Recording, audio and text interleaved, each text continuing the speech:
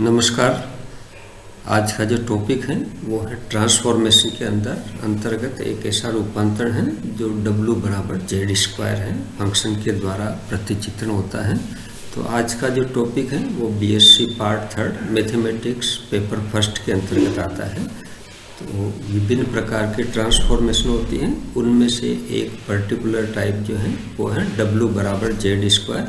तो इसका रूपांतरण आज हम इस लेक्चर में देखेंगे। तो सबसे पहले इसका फॉर्मूलेशन करते हैं कि ट्रांसफॉर्मेशन W बराबर जेड स्क्वायर। तो यहाँ पर हम let Z equal to X plus iota Y ले रहे हैं एंड W को ले रहे हैं यू प्लस आयटा वी। तो ये ट्रांसफॉर्मेशन की जो रिलेशन है W बराबर जेड स्क्वायर, तो इसमें रखने पर ये हमें मिल जाएगा यू प्लस आयोटा वी बराबर x plus iota y square बराबर x square minus Y square plus 2 iota x y. तो इस तरह से इसमें यदि हम कंपेयर करेंगे रियल एंड इमेजिनरी पार्ट, तो u का जो मान है वो मिल रहा है X square minus Y square and v का जो मान है वो मिलेगा हमारे को 2xy। तो इस ट्रांसफॉर्मेशन के अंतर्गत u का जो मान है वो मिलता है X square minus Y square और v का मान मिल रहा है 2xy। अब इसकी हम प्रॉपर्टी देखते हैं, विशेषता कि एक्स वाई के अलग अलग मान रखने पर ये किस तरह से बिहेव करता है, इसका प्रतिचित्रण होता है। तो यह आसानी से देखा जा सकता है कि इस रूपांतरण के अंतर्गत y बराबर यदि x ले लेते हैं हम एंड x ग्रेटर देन 0 है, तो ये जो रेखा है तो यहाँ पर हम y बराबर x रख रहे हैं और x ग्रेटर देन 0 ले रहे हैं। तो u का मान जो है वो हो जाएगा 0 और v का जो मान है वो ग्रेटर देन 0 रहेगा। तो इस तरह से y बराबर x जो लाइन है वो प्रतिचित्रित होती है u बराबर 0 रेखा में v ग्रेटर देन 0। और इसी तरह से यदि y बराबर x है और x लेस देन 0 है, तो ये भी रेखा u बराबर 0 एंड v ग्रेटर देन 0 पर ही प्रतिचित्रित होती है। तो इस तरह से हम देखते हैं कि ये y बराबर x जो है वो 2 बार u बराबर 0 एंड v ग्रेटर देन 0 पर प्रतिचित्रित होती है। इसी तरह से जनरल यदि व्यापक जनरल लाइन में व्यापक रूप में रेखा का समीकरण y बराबर mx जो है वो 2 बार इस रेखा v बराबर 2mu upon 1 minus m square पर प्रतिचित्रित होती है। तो इस तरह से हम देखते हैं कि दो रेखाएं जो हैं वो एक ही इस पर प्रतिचित्रित होते ही हैं। तो इस तरह से ये जो रूपांतरण है वो एक ही नहीं है या 1 नहीं है। फिर आगे और हम देखते हैं कि यदि मॉडुलस m लेस देन 1 है तो u का मान समस्त धनात्मक वास्तविक संख्या होगा, तथा यदि मॉडुलस m का जो मान है वो ग्रेटर देन 1 है तो u का जो मान होगा वो होगा समस्त अधनात्मक वास्तविक संख्या होगी। अब चूँकि z जो है वो समतल में रेखा y बराबर c का जो रूपांतरण होता है वो u बराबर x square minus C square and v हो जाएगा 2xc। तो अब इससे हम यदि x का विलोपन कर देते हैं तो हमारे को ये जो है इक्वेशन इस तरह की मिल जाएगी, u बराबर v upon 2c square minus सी स्क्वायर बराबर v square upon 4c square minus सी स्क्वायर। तो इस तरह से हम देखते हैं कि सरल रेखा जो है y बराबर प्लस माइनस c निम्न परवलय पैराबोला में प्रतिचित्रित होती हैं। ये पैराबोला का समीकरण है u बराबर v square upon 4c square minus सी स्क्वायर। तो ये एक तरह से ये जो रेखा है सरल रेखा y बराबर प्लस माइनस c, इसका जो प्रतिचित्रण है w बराबर जेड स्क्वायर मैपिंग के अंतर्गत वो हमारे को मिलेगा परवलय u बराबर v square upon 4c square minus सी स्क्वायर। इसी तरह से यदि हम c को 0 ले लेते हैं तो ये जो परवलय था वो रेखा v बराबर 0 में एंड u ग्रेटर देन 0 में संकुचित हो जाएगा यदि c 0 है। इसी प्रकार से सिमिलरली हम ये दर्शा सकते हैं, दिखा सकते हैं कि सरल रेखाएं x बराबर प्लस माइनस a निम्न पैराबोला में परवलय में प्रतिचित्रित होती हैं। तो पैराबोला ये है u बराबर v square upon 4a square minus a square और यदि x का मान 0 हो जाएगा 0, तो ये जो है रेखा v बराबर 0 u greater and equal to 0 को प्रतिचित्रित होती है। तो इस तरह से इस मैपिंग के अंतर्गत जो रेखाएं जो होती हैं उनका जो प्रतिचित्रण होता है वो पैराबोला परवलय में हो रहा है। तो अब हम ये देख रहे हैं कि जैसे ये रेखा थी y बराबर b2, तो इस y बराबर b2 का जो प्रतिचित्रण है वो हमारे पास हो रहा है। ये जो रेखा है डॉटेड वाली लाइन, तो इस पैराबोला में प्रतिचित्रण हो रहा है। और इसी तरह से यदि x बराबर a2 देखेंगे हम, तो x बराबर a2 का जो प्रतिचित्रण है वो हो रहा है हमारे पास ये जो पैराबोला है इधर वाला। तो इस पैराबोला के अंतर्गत इसका प्रतिचित्रण होता है। तो इस तरह से जो स्ट्रेट लाइन है x एक्स के पैरेलल हैं, तो उनका प्रतिचित्रण होगा पैराबोला में जो राइट की तरफ खुले हुए हैं। और यदि स्ट्रेट लाइन है पैरेलल टू y एक्सिस है, तो उनका प्रतिचित्रण ऐसे पैराबोला में होगा जिनका मुंह जो है लेफ्ट की तरफ खुला है। तो ये z समतल और w समतल में इसका एक फिगर को स्ट्रेट लाइन को कैसे ले जाता है इस चित्र में दिखाया गया है। अब हम देखते हैं इसका पोलर कोऑर्डिनेट्स में किस तरह से रूपांतरण को रियलाइज करते हैं, देखते हैं। तो उपरोक्त संबंध को ध्रुवीय निर्देशांकों में बदल रहे हैं हम। तो z को रख रहे हैं हम r cos theta plus iota sine theta.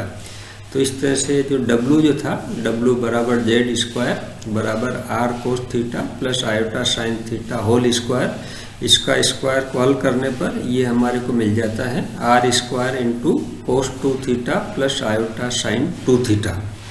तो इस तरह से ये पोलर कोऑर्डिनेट में हमारे को जो पॉइंट यदि r थीटा होता है z समतल के अंदर, तो w समतल के अंदर इस पॉइंट का जो ट्रांसफॉर्मेशन है प्रतिचित्रण जो है वो हो जाएगा r स्क्वायर 2 थीटा के लिए।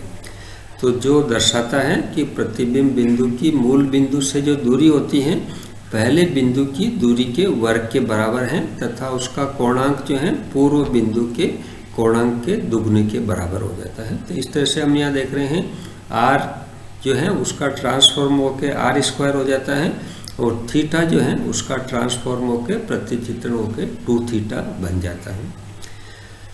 अब हम परिणाम थे z समतल के अंतर्गत किसी भी वृत्त का जिसका केंद्र मूल बिंदु तथा त्रिज्या r है, प्रतिचित्रण कैसा होगा w समतल में उस वृत्त में होगा जिसका केंद्र तो मूल बिंदु ही है लेकिन त्रिज्या जो है वो r स्क्वायर है। तो z समतल से w समतल में जाने में त्रिज्या जो है r से r स्क्वायर में बदल जाती है, मैग्नीफाई हो जाती है। अब इसी को और रूप में देखते हैं हम कि द लाइंस x बराबर c जो है कांस्टेंट है, तो इसको हल करने पर ट्रांसफॉर्मेशन में यदि हम x बराबर c रख देते हैं तो ये मिलेगा v स्क्वायर बराबर 4c square into c square minus u, जो कि क्या होता है एक पैराबोला होता है ओपन टू द लेफ्ट, जो लेफ्ट की तरफ खुला है। और y बराबर यदि k है हमारे पास, तो ये जो लाइन है ये मैप होगी इस पैराबोला में v स्क्वायर बराबर 4k स्क्वायर प्लस u, तो जो पैराबोला होता है ओपन टू द राइट, तो ये राइट की तरफ जो है वो खुला हुआ है। तो इस तरह से हम जो है ये प्रतिचित्रण देख रहे हैं कि किस तरह से जो जेड प्लेन है उसके अंतर्गत सर्किल जो है रेडियस सर्किल का सेंटर यही रहेगा ओरिजिन पर ही, लेकिन उसकी रेडियस r से r स्क्वायर हो जाएगी।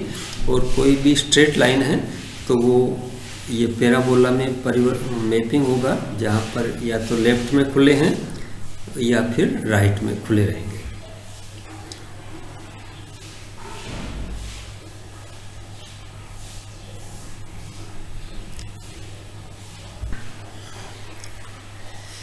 अब हम इस मैपिंग के ऊपर जो है कुछ क्वेश्चंस जो है प्रॉब्लम्स देख रहे हैं। तो पहली प्रॉब्लम ये है कि consider the transformation w equal to Z square sketch the curve in the Z plane which maps on to the line in the w plane parallel to the real and imaginary axis.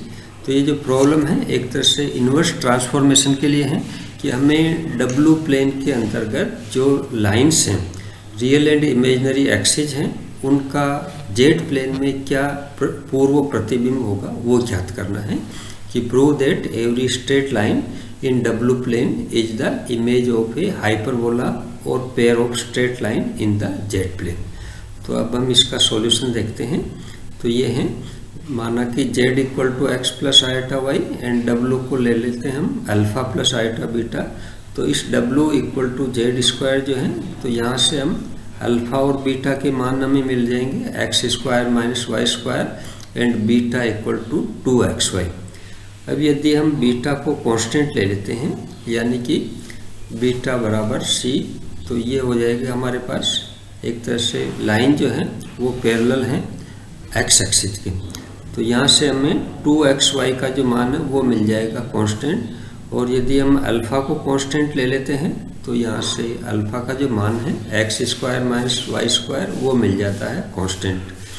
तो अब हम रख रहे हैं beta को m alpha plus c in the W plane, then ये हमें equation मिल जाएगी 2xy बराबर m into x square minus Y square plus c. तो अब इसको हल करने पर क्वाड्रेटिक रूप में हमने जमाया है m x square minus m y square minus 2xy plus c. तो अब इसमें जो है इसका डिस्क्रिमिनेंट का जो मान है बी स्क्वायर माइनस 4ac का मान मिल रहा है 4 प्लस 4m स्क्वायर। तो इस तरह से ये जो है एक हाइपरबोला में जो है मिलेगा एक्स एक्सिस के अंदर। मतलब ये जो इक्वेशन है ये हमारे को एक हाइपरबोला की इक्वेशन है। तो इस तरह से हम देखते हैं कि कोई भी स्ट्रेट लाइन जो है यदि डब्लू प्लेन के अंतर्गत, तो उसका पूर्व प्रतिबिंब जो है वो हमारे को हाइपरबोला मिलता है। अब हम एक दूसरा क्वेश्चन देखते हैं कि find the image of the unit square. कोई भी हमारे पास यूनिट स्क्वायर है x प्लस आइटा वाई, जहाँ पर ये x जो वेरी हो रहा है 0 से 1 तक और y वेरी हो रहा है 0 से 1 तक, अंडर द मैपिंग w बराबर एफ जेड बराबर जेड स्क्वायर। तो इस मैपिंग के अंतर्गत ये जो स्क्वायर है इसका क्या प्रतिचित्रण होगा वो हम इस क्वेश्चन में देख रहे हैं कि the mapping F Z is conformal at all point, therefore at Z not equal to 0 also. So the vertices z1 equal to 1, z2 equal to 1 plus iota and z3 equal to iota are mapped onto the right angles at the vertices w equal to 1, w2 equal to 2 iota and w3 equal to iota। but f double dash जो है वो हमारे पास जो है sorry यहाँ पर W3 जो है वो है माइनस आयोटा है।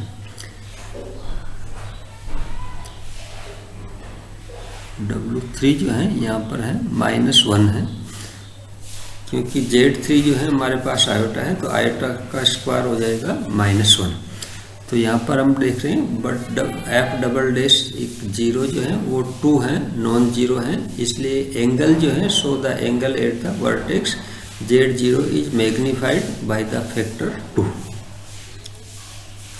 तो इस तरह से ये Z0 का प्रतिबिंब जो है वो तो होगा W0 equal to 0 and Z1 equal to 1 का जो प्रतिबिंब है वो होगा W1 इक्वल टू 1 और Z2 का जो प्रतिबिंब है 1 प्लस आयोटा। तो ये हमें मिल रहा है W2 बराबर 2 आयोटा एंड Z3 जो आयोटा है इसका प्रतिबिंब मिल रहा है W3 -1। तो ये इस तरह से रेक्टेंगल का जो स्क्वायर का जो प्रतिबिंब है वो एक तरह से हाइपरबोला या यहाँ पर एंगल जो है ट्वाइस हो रहा है ओरिजिन पर।